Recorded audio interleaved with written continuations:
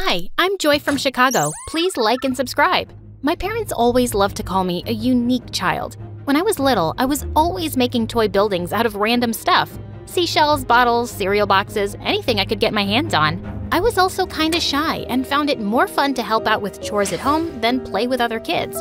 One day, Mom was teaching me how to make pancakes when she suddenly stopped and stared at me. "Sweetie, what's the matter? Am I going too fast for you?" "No, Mommy, everything's fine." "But you keep blinking a lot, like there's something wrong."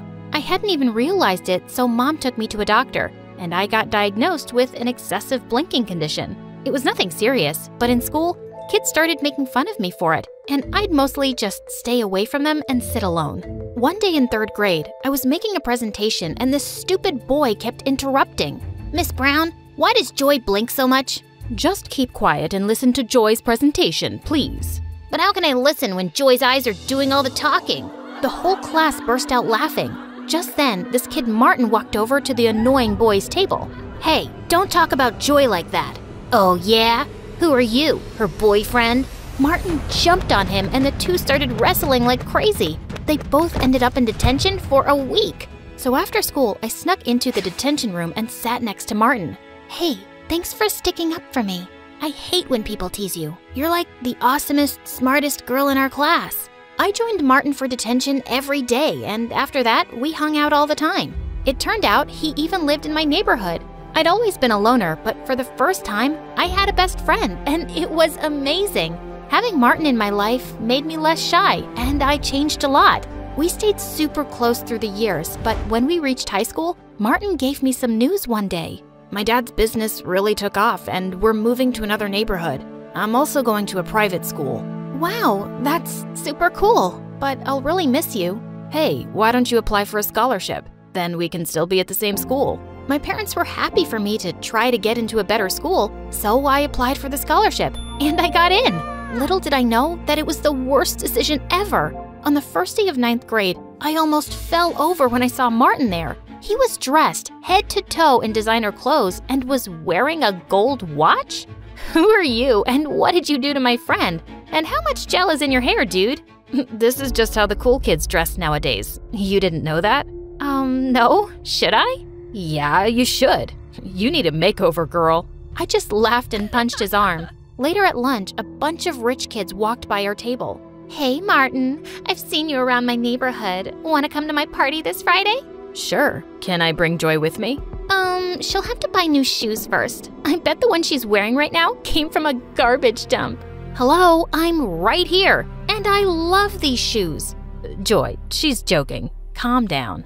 The girl walked away with her minions, and I felt so annoyed at Martin. How could he think that comment was a joke? Apparently, there were lots of kids at school who lived in Martin's neighborhood, and it seemed like he was becoming friends with them overnight. That next Monday, I didn't see Martin until lunchtime, with his arm around a really pretty girl. "Hey, saved a seat for you at our usual table." Actually, I have a girlfriend now, so I'm gonna go sit with her." "Oh, okay. Well, have fun." I went to sit by myself and watched Martin from afar. He looked happy, but he just wasn't acting like himself. As weeks went by, Martin got super handsome and muscular and really popular. I missed my friend, but I gave him his space. But one day, I caught Martin and his friends surrounding a younger kid, and Martin was reading his diary out loud. "Stephanie Twain, the love of my life since 5th grade." I ran forward and snatched the diary from him. "What are you doing?" "What? I'm just here to entertain people. Reading idiots' diaries is my opening act."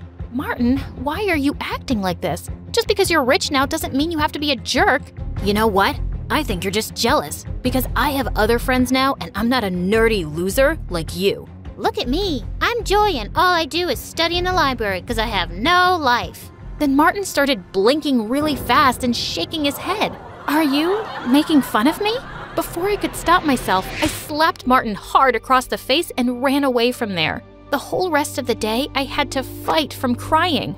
What a jerk! But when I got home, I forgot my troubles when I found Mom sitting in the kitchen, looking really worried.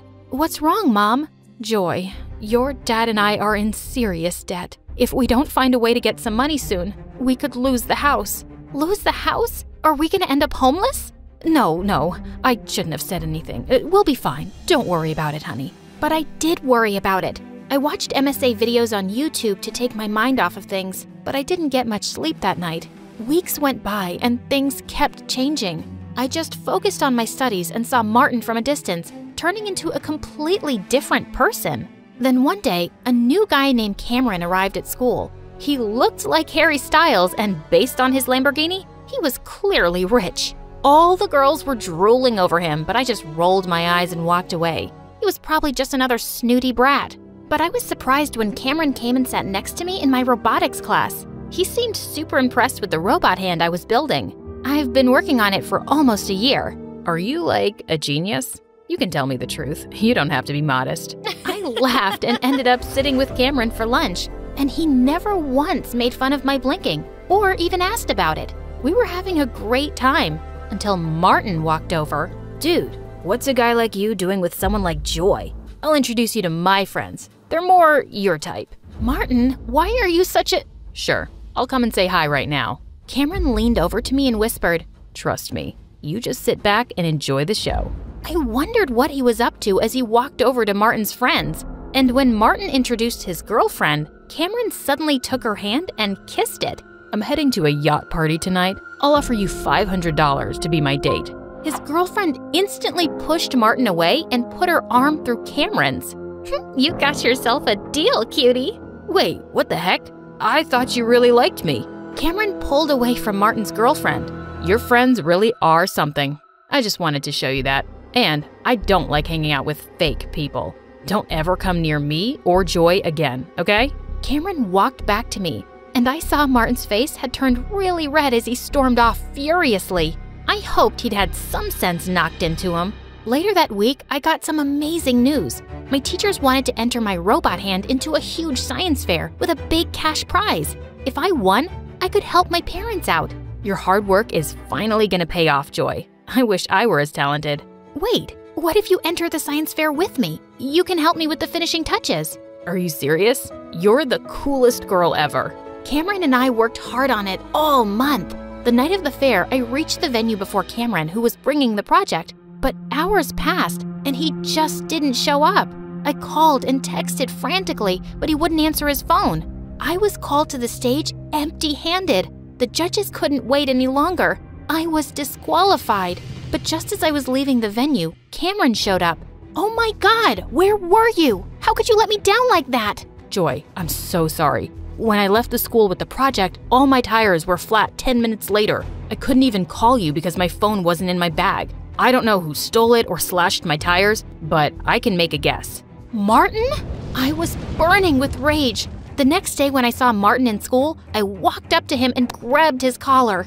You heartless jerk! You did that to Cameron, didn't you? Hey, back off. And yeah, I did. But why are you so worked up? So your lover boy had to wait on the road for a while. Big deal. It's not just about him. Martin, I missed the science fair because of what you did. You know I've been working on that project for a year. Doesn't that mean anything to you? For a second, he looked taken aback, but then he just shrugged. How was I supposed to know all that? Anyway, I did you a favor. You've been a nerdy loser since I met you. It's time you found a new hobby, Blinky. I sprung forward and pushed Martin to the ground. I'm just through with you. I used to think you'd be the last person to ever hurt me, but I don't even recognize you now. You're just a big jerk bully. I turned around and fled from there. At that moment, I hated him so much.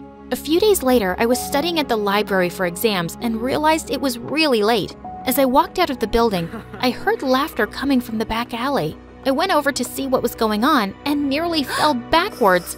Martin and his friends were spray painting the principal's brand new car. Are you crazy? What are you doing? Ugh, what are you doing here, Joy? Martin, just please stop this. You could get in so much trouble. As if you care. Just keep walking and pretend you never saw this. I had no choice but to leave, but seeing him this way was so frustrating. The next day when I went to school, all everyone was talking about was how the principal's car was wrecked and he was raging mad. But in the third period, I was shocked when I was called to the principal's office. I saw on the CCTV footage that you were on the premises last night when my car was destroyed. But sir, I had nothing to do with it, I swear. Oh, I know that, but I think you saw who did it. I just stared back at him and then spoke. It was really dark. I wouldn't be able to tell you who it was for sure. Joy, you're here at this school on a scholarship. If I don't have a name by Monday, you'll lose it for next year.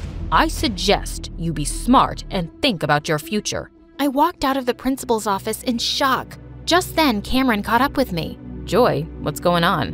Why were you called to the principal's office? I told him everything that had happened. You can't just throw away your scholarship like that. You have to turn Martin in. How can you even suggest that? He used to be my best friend, and I'm not a snitch. He's not your best friend anymore. He's a jerk, and he deserves this. If he was a nice guy once, he's changed, Joy. But I didn't change. I just can't do this, Cameron. I won't do this. I'll go to another school. It won't be as great as this one, but I'll be okay. Tears stung my eyes. I thought about the colleges and opportunities I'd never have now, but I was doing the right thing. That Monday, I went to the principal's office with a heavy heart, ready to lose my scholarship, but he told me the most shocking news. Martin had come to his office and confessed to destroying his car. So what's gonna happen to him now? He's already expelled, of course. I couldn't believe it. Why did he suddenly confess? And he even took the fall for his friends. I found the other two brats who were with him that night snickering in the hallway, and I asked them, "We don't know why that loser did it.